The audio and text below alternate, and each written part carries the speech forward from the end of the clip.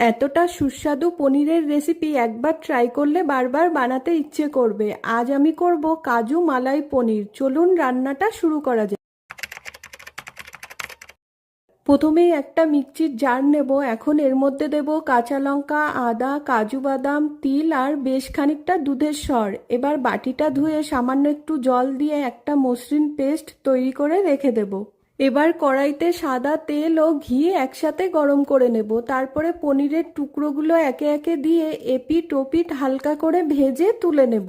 খুব বেশি ভাজবো না, তাহলে শক্ত হয়ে যাবে। এখন ওই তেলের মধ্যেই ফোড়ন দেব গোটা গরম মশলা আর তেজপাতা। তারপর ফোড়নটা ভাজা হয়ে যখন একটা সুন্দর সুগন্ধ বেরিয়ে আসবে, তখন টমেটো পিউরিটা দিয়ে দেব। এবার 2 থেকে 3 মিনিট মতো কষে নেব।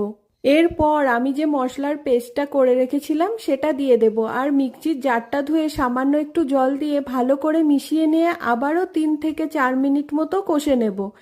এখন দেব 3 চামচ মতো ফ্যাটানো টক দই, আর দেব স্বাদ মতো নুন, সামান্য একটু চিনি। তারপরে সব কিছু একসাথে ভালো করে মিশিয়ে নেব।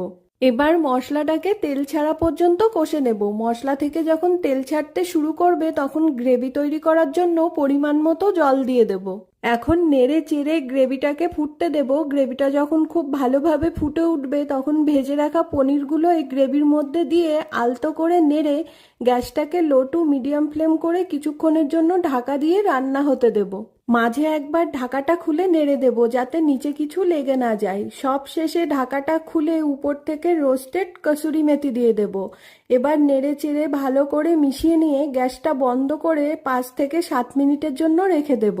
তাহলে মশলার ফ্লেভারগুলো খুব সুন্দরভাবে সেট হয়ে যাবে। তৈরি হয়ে গেল দারুণ সুস্বাদু কাজু মালাই পনির। এই পনিরের রেসিপিটার সাথে যে লুচিটা আমি তৈরি করি, সেটা আপনাদের সঙ্গে আজকে শেয়ার করব। তার জন্য একটা পাত্রে ময়দা নিয়েছি। এর মধ্যে দেব কালো জিরে, চিনি, স্বাদমতো নুন আর সাদা তেল। এবার সবকিছু একসাথে ভালো করে মিশিয়ে ময়দাটা মেখে নেব। ময়দাটা কিন্তু খুব বেশি শক্ত করব না, আবার খুব বেশি নরমও না। এবার লুচিটা বেলে নেব। লেচিগুলো একটু বড় করেছি, কারণ এই লুচিগুলো একটু মোটা হয়। তারপরে কড়াইতে সাদা তেল দিয়ে গরম করে লুচিগুলো একে একে ভেজে তুলে নেব।